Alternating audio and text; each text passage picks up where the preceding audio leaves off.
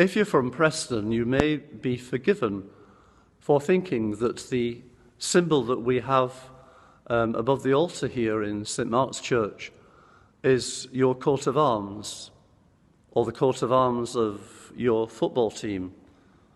In fact, that's not the case.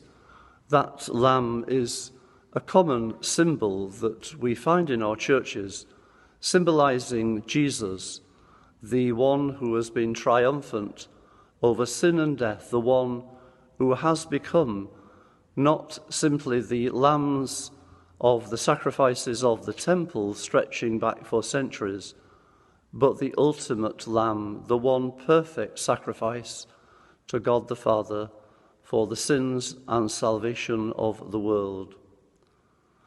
Lamb, of course, was the animal that the Israelites sacrificed and whose blood was sprinkled on the doorposts, and that was the source of their being saved from certain death.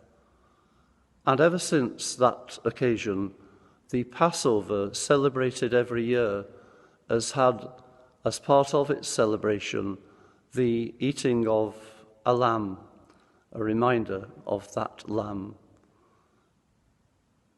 Jesus himself at the Last Supper was celebrating a Passover meal with his friends. But during it, he took bread and wine and said, "Now, this is what I want you to share, my body, my blood." In other words, he has replaced the sacrificial lambs now with his own sacrifice. He is the Lamb of God, Agnus Dei.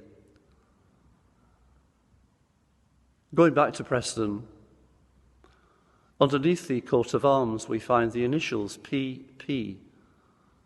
People in Preston say that means proud Preston.